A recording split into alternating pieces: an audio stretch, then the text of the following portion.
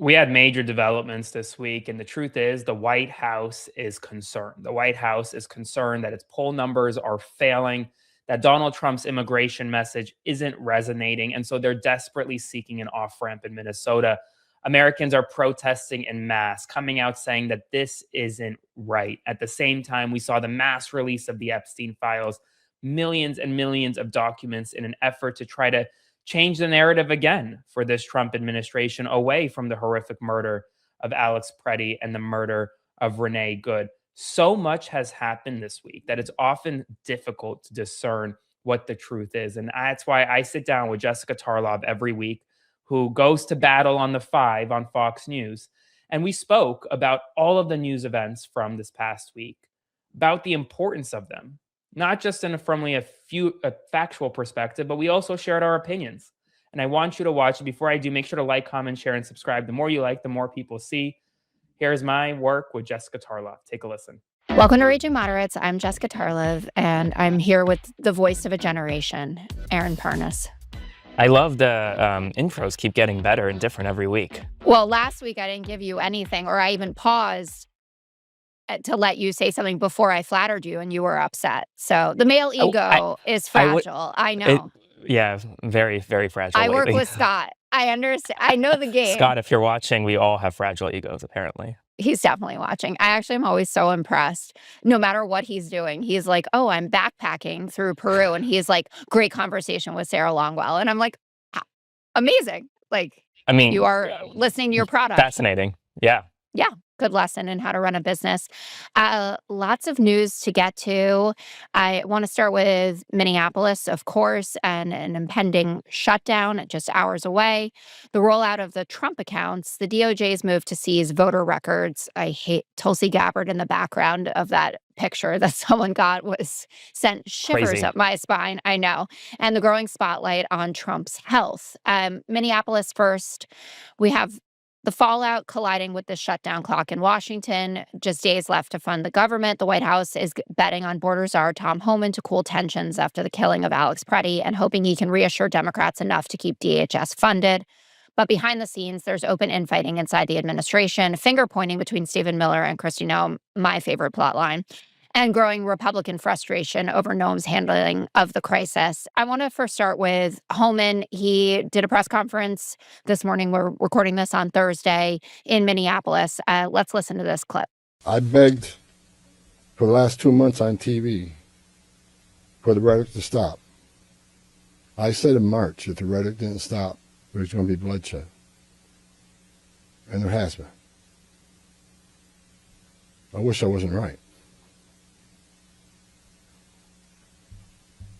I don't want to see anybody die.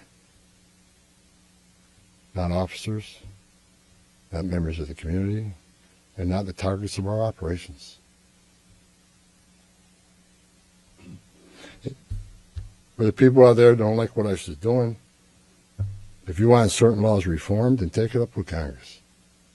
Again, ICE is making this up. They're enforcing laws enacted by Congress and signed by the president. The same laws have been on the books for the last 6 presidents I worked for.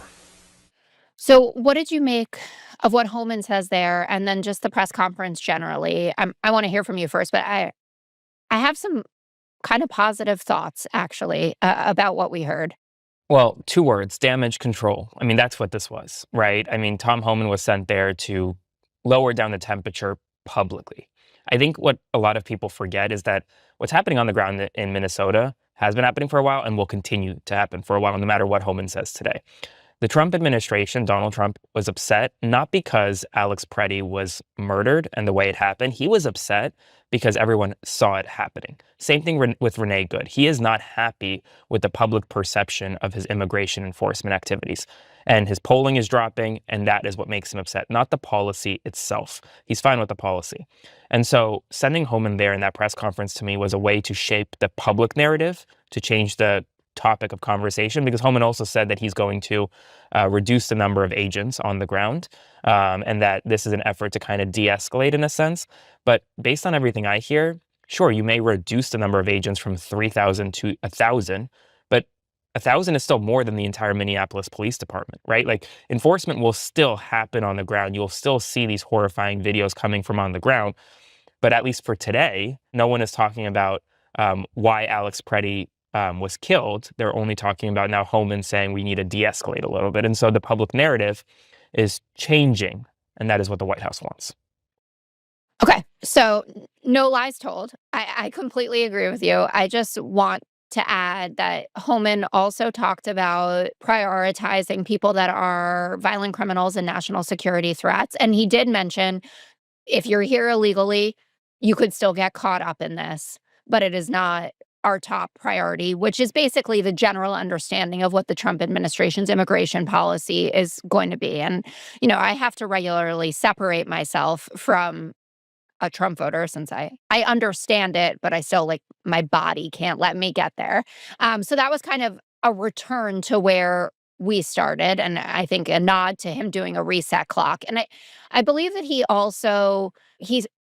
has to continue to serve both masters, essentially. And I think if Trump and Stephen Miller, who still wields a tremendous amount of control in there and doesn't hear, if you're here illegally, you could get swept up in this, then they're going to be pissed off. And it also gives you cover if that does happen, right? Like if some dad who's been here for 30 years and has just worked at a car wash and, paid into Social Security and has American children gets mixed up in this, then that has to be okay. But in general, I think Homan is saying, I want to return to what the original mission was. And he also threw a tremendous amount of shade at Noam and Bovino, saying mistakes have been made here. I would not be here if things had gone perfectly.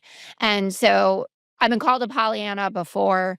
I'm going to be called it again. I'm choosing my glass half full at this particular moment. The 2 agents that shot Alex Preddy are on leave at this moment. We are reducing the number of ICE agents there. Tim Walz and Jacob Fry are at least in conversation with Tom Homan. It seems like Walz's conversation better than Jacob Fry's. And Homan emphasizes, I've worked for 6 presidents, and they were fine with him. They liked him. Obama gave him an award even. So maybe we could get back to some, I don't want to say normalcy, but something that doesn't feel like our constitutional rights are being stamped on every single day. So this is maybe one of our first decently sized disagreements on this pod. And the reason why, to me, is because what is normalcy, right? Since January 20th, people's constitutional rights have been stamped on every day. They said that they were going to go after violent criminals. All the data shows over the past year they weren't going after violent criminals. So even if you return back to where we were January 21st, that is still not in a good place, in my opinion. And yes, Homan is saying that we're reducing the number of people we're going after. He's saying all the right things, but talk is very different from action. So I'm very much holding my breath here. And I know you said yes, it is good that the 2 agents for that shot and killed Preddy are on administrative leave, but I want to see them charged. I want to see them investigated by the DOJ. And we learned yesterday that the Civil Rights Division isn't going to launch an investigation, right? The agents that shot and killed Renee Good are not on administrative leave. Were never placed on administrative leave, even though that is technically standard policy. So yeah, I mean, I'm not really holding my breath much here, honestly. I get it. Also, nice way to disagree. I'm totally chill with that. It's much friendlier than how I disagree at my other job. What do you think about the potential for a shutdown? It does seem like Republicans in the Senate, they don't want to be in this position, but that Thune and co know that they actually have to play ball on this and are willing to switch to the 6 mini bills instead of the larger spending bill that already went through the House so that DHS can be carved out. And the Democratic side saying we could be open to a very, very short-term CR on DHS so that we can get these reforms. I hear you. You're exasperated. Let's have it. What's your shutdown view? My prediction on this, I'm going to be honest with you, I don't think we're going to end up having a shutdown. And I don't know what, this comes out Friday. I think by the time this comes out, there's going to be a cave by the Democrats. That's my prediction. I may be wrong. Do you think a short-term CR is a cave? Yes, and I'll tell you why. Because a short-term CR doesn't actually do anything other than just punts at the issue. They're going to vote, say they have a short-term CR, then they're just going to go home, right? And if you have a CR, you actually have to negotiate okay, XYZ has to happen. And I don't see that happening. I don't see Republicans really meaningfully negotiating too much. I also think, like, to me, like, a shutdown here, partial government shutdown regarding, it's just DHS, right? And at the end of the day, like, Democrats have talked a lot over the past week or something about how horrible everything is happening, how they want to impeach Kristi Noem, how they really want real accountability. And then to now say, okay, we're okay with a 2-week extension on ICE funding, a lot can happen in 2 weeks, right? Like, a lot can be done in 2 weeks in terms of what ICE and DHS can do. I don't know. To me, it's like, how much, I mean, people want a backbone, and like, no one's showing a backbone these days. I don't know. You tell me. What do you think? Well, listen, I'm always the Debbie Downer in this, like, looking at reality on the ground, which is DHS or ICE funding is already gone through until 2029. So I think that people think that if there is a shutdown, that there's a way that we can cut off all of these dollars to ICE, and that's just not the case. Like, we're talking about $10 billion in a sea of, what did they get, $85 billion in the reconciliation bill. And that was the time when, I mean, I guess we fought as well as we could. We don't have the numbers for it. They, barely got it through. But that's really when ICE got funded. So if you have someone like Roger Marshall, who's spoken out about this, obviously Tom Tillis, Lisa Murkowski, who are saying that Kristi Noem has to go, I'm sure that they would vote yes on impeachment. It does feel like there are going to be Republicans who will at least be in conversation. But I agree with you. I mean, 2 weeks ago, or 2.5 weeks ago, Renee Good and Alex Preddy were both alive. So clearly a lot can happen there. But maybe the confluence of Tom Homan and this conversation over funding brings a better reality on the I ground. mean, hopefully. But like, I know. to me, it's like, okay, like, great, there's a better reality in Minnesota. What's next? Are they going to Philly? Right? Like, are they going elsewhere? Like, is this going to happen again? I don't know. Yeah. No, well, odds are yes. Yes. And odds are we're going to see more people killed. And it's not even, to me, it's not even like Alex Preddy and Renee Good. Yes, those are horrific murders, but those are just 2 examples. Like, thank God Liam Ramos wasn't killed, right? The 5-year-old boy who was detained and used as bait. But right now he's literally He's sick. deteriorating Yeah. inside of a Texas detention facility, right? So, and for every Liam Ramos, there are dozens of others across the country who are in the same condition in detention facilities. So it's bad all around. There needs to be a complete overhaul. Before we move on to the next topic, I'm curious because I don't think that I've asked you this before. Do you think that mayors of sanctuary cities should play ball with the feds when they know where convicted criminals are, either within jails or somehow out in the public? So I think yes, with the caveat, right? I think like the jails is one thing. I think in the public is a different thing. And even in Minneapolis, they were cooperating with ICE detainers in jails already before all of this surge happened. I think that if you have, I think in certain jails and not in Sure. others. Like, and but yes. I think you have, and I've said it from the beginning, you agree with me that like if you have a violent criminal in a jail and they are undocumented, like fine. Who wants like, them? Those are the people that ICE should be going after. As far as like in where it gets difficult for me is, say, for example, you have an unhoused individual who is undocumented, did nothing wrong, never committed a crime, but is going to a homeless shelter. You find out that they're undocumented and unhoused trying to get shelter, and then you call ICE to go and detain them. That's a problem to me. I think that, I mean, for a long time, we've needed to have a conversation about immigration reform and like a path to citizenship for a lot of these people here in America. And so that's why I say, like, yes, in terms of like the violent criminals, I'm fine with like mayors cooperating, but full cooperation involves apprehending a lot of people who probably shouldn't be apprehended. Yeah, absolutely. And we have some important conservative allies in that kind of argument, like Newt Gingrich. Right. I Yeah. mean, what has happened is forcing people who you would expect never to take a stand on this Correct. issue to come out and say, guys, we got to talk about what's going on. I think Hannity even said, like, the Home Depot stuff has to stop. Right. Yeah. So, and we know that the president is always watching Hannity. So at least that. Amy Klobuchar for governor. I'm psyched. I mean, say Governor Klobuchar. I mean, it's coming. Like, there's no. I know.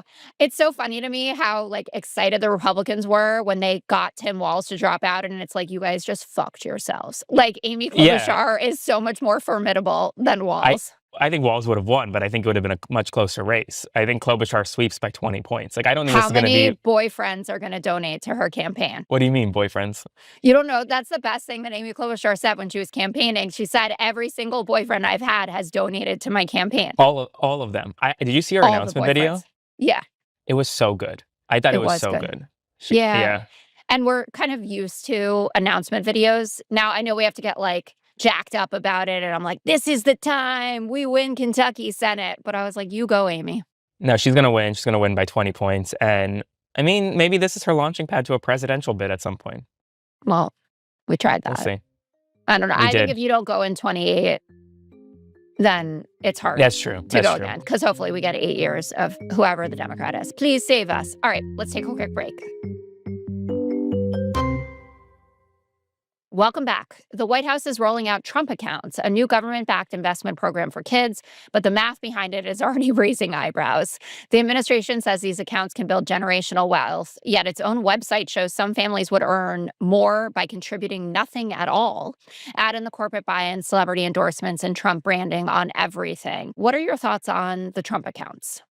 So the Trump accounts, the policy itself is not a bad policy at all. Right? Like I don't. And I you don't heard think, that it was offered to Biden and he said no? Yes, I did hear that. Nothing made me more hostile than hearing that. A lot of these, like, it's one of those populist policies that like 80% of America agrees with. Like, to me, it's like if he named it investment account for kids, I don't think there'd be any opposition. But the fact that he decides to just throw Trump on everything, there's opposition to it. And it's unfortunate because the policy at the end of the day is a bipartisan policy. I think you had almost unanimous support in both chambers for that policy, not for the bill itself. I just wish it passed as a standalone and not part of the big, beautiful bill. No, I agree with that. It's so upsetting, like, that we live in a world where the branding of everything is what really sells. And I know Biden's spoken about how he regrets not putting his name on American Rescue Plan checks and like how much of a difference that would have made in terms of the perception of what he was doing to help people. But yeah, I was actually expecting the Trump accounts to be much better for people than they ended up being. Because are you surprised that like it's not as good as they? I'm not, but I was actually hopeful because, you know, as a mother of young kids, and I'll be able to pay for my kids to go to college, but a lot of people are living in abject terror of the bills that are coming their way. And this idea that the government can help you out with that beyond your 529 is so good. And even getting big corporations, a lot of family offices, that's where the Dell contribution comes from. But like, that's a great way for people to be thinking about their legacies, right? And what they can give back. And you can get people individually helping out their states. Like, I think Ray Dalio is doing it for Connecticut, for instance, where Bridgewater is headquartered. And all of that sounds so good. And then, of course, the actual rollout, you're like, WTF is going on here? Well, I will also say, this is my inner socialist coming out right now, and is that if... Let your freak flag fly. If Congress can pass legislation that provides these funds for newly born children in America, that means we can pass legislation to actually fully fund Medicaid, right? Fully fund social service programs that Americans rely on. And that means that the government can help. Like, I am a full supporter. If Trump came out today and said, I'm going to give $100,000 in down payment assistance for first-time home buyers, like the Kamala policy, or like close to $25,000, whatever, great, do that. Like, we have the money to actually help people instead of spending it on like dumb stuff and things that like don't actually impact most Americans. Like, let's actually help Americans. And I think this shows that Congress can do it. It's just chosen not to. Yeah. Congress, get with it. We would like down payment assistance. Yes, we would. All right. This story, I already said in the intro, gave me chills. This week, the FBI searched Fulton County's election offices in Georgia, seizing 2020 ballots just days after Trump again predicted prosecutions over an election that courts have repeatedly said was fair. Tulsi Gabbard was there. Huge flares going up from that. Mark Warner, the Dem vice chair of the Intel Committee, released a statement about it saying, like, why are you there if there's no foreign influence issue? Oh, wait, I think I know why you're there. It always just comes down to elections. I think we did talk about it last week, how Pam Bondi sent that letter to Tim Walz saying, like, actually, we'll take ICE out if you just hand over your voter rolls. And it just feels like the elections is always the game. All of this is window dressing, and people are getting off in different, Stephen Miller, more than anything, wants illegals rounded up. But it feels like all roads lead to these elections. It is terrifying. And I think the Tulsi Gabbard being there in like incognito mode, terrifying to me. They're going after the whole Venezuela theory that Venezuela somehow played a role in the 2020 election. I mean, that's like the path they're going down. But if you look at the search warrant, it's so much more expansive than it was once thought. They took all the ballots from Fulton County, every single ballot. They took every single voter roll from Fulton County in 2020. They took every single printouts from the voter machines. Honestly, I'm going to be like, this is conspiratorial, but this reminds me of, I don't know if anyone has seen Scandal who's watching, when everybody who's watching this has seen Scandal. The whole election voting machine scandal in Scandal, like, I'm just watching it happen in real life again. It's laying the groundwork for them to now serve search warrants in jurisdictions across the country where Trump doesn't think things were fair. And then ultimately, I spoke to J.B. Pritzker, and he said, why do you think they're putting the National Guard down? So that when it's time for election season, you have the National Guard, quote unquote, defending the polls. But at the end of the day, they're not going and voting for you, but most Americans are not going to go and vote if they think that it's like the military is like defending the polls. It's like stifling free speech, stifling people's ability to vote. And that's the goal here, is to undermine confidence in the elections and then ultimately undermine the elections themselves. And then you also have the SAVE Act going through, which increases the level of identification that you have to show when you go to vote, which we know is going to be especially burdensome on poor and voters of color. We've seen that time and time again. It does feel like a perfect storm. But if he did win in 2020, aren't we in his third term and then it's unconstitutional and maybe he could leave tomorrow? Well, Steve Bannon says he could serve 3 terms. Steve Bannon says a lot of things, including that you should wear 75 collars at once. Yeah, literally. It's interesting, though, that Tulsi Gabbard has popped up for this because, she was definitely sidelined in the whole Venezuela's situation. She was just doing yoga on a beach in Hawaii with the aloha vibes. But this is where she's brought back. And I feel like, as a former Democrat, she has very few kind of interlocking issues with this administration. But this is one where she can go full hog. And I guess they didn't want to get rid of her. So they found a job for her. Yeah, I think that's what it is. I mean, we'll see what this ends up leading to. But my question is are they about to criminally charge people? What are they what's the end goal here? You seized all of these ballots, you seized the voting rolls. Okay, what's next? Are you gonna try to prosecute election officials? Because that's where I see this going. Because to get a search warrant, you need an open investigation. You need a target of an investigation. You can't just get a search warrant just to search. There needs to be a reason you're searching. I also want to know which judge approved the search warrant, but that's a whole other conversation. It's definitely an interesting one. If you were a Brad Raffensperger, I can't even imagine what it's like being these people. Yeah, crazy. So totally. Crazy. All right, last thing I wanted to chat with you, Trump's health, which I feel like we're always so casual about, but there was a new huge interview where he obviously is talking about his quote-unquote perfect health, and it's reigniting questions about his age and alertness. The piece features his aides explaining away moments when Trump appears to nod off, a medical scan described as, quote, routine, and even a claim from the White House doctor that Trump is healthier than Obama. I hate when they do that. Yeah. It's just so silly. One is 80 and one was 50. Yeah, 100%. I hate it. By the way, before I talk about Trump's health, I do want to show you this. This tweet was just posted for everyone who wants to see. That's a DOJ official, Ed Martin, with Sidney Powell. She's back? He says, good morning, how are you? She's back.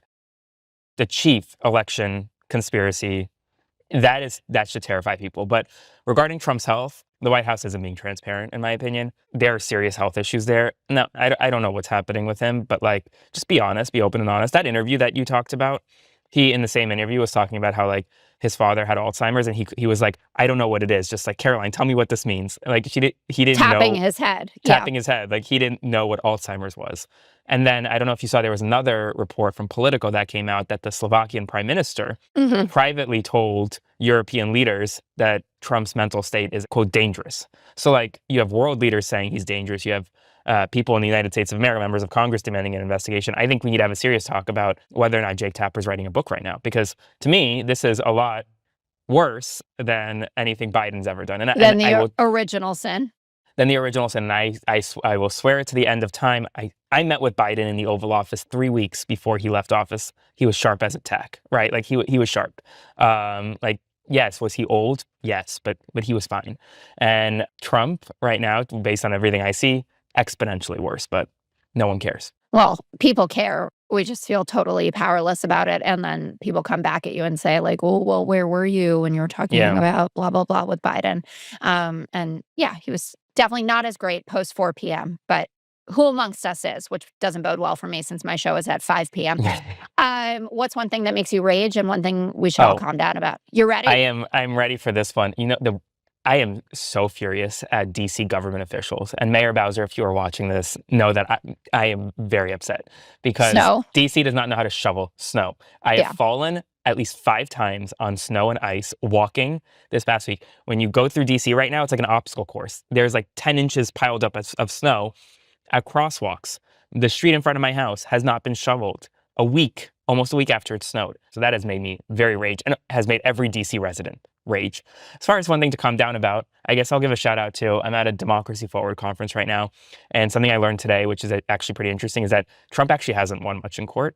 In the district court level, he's only won about 30 to 40% of the time, which is less than 50%. Most of the cases never make it to the Supreme Court. Supreme Court never actually rules on a number of these things. So calm down about how all these policies are being enacted when they're not actually being enacted. So that was interesting to me. What about you? I'm curious to hear from you.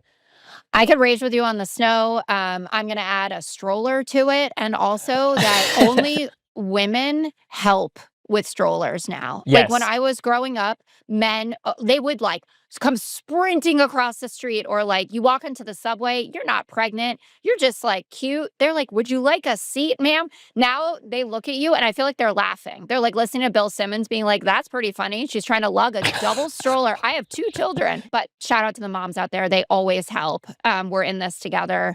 Our estrogen unites us. Calm down about, maybe just for 24 hours, Tom Homan. Okay. I'm not saying give up. I'm not saying become lax about this or accepting of it, but we need a change in direction badly. And hopefully he can be the start of that. Let's see. All right. See you next week.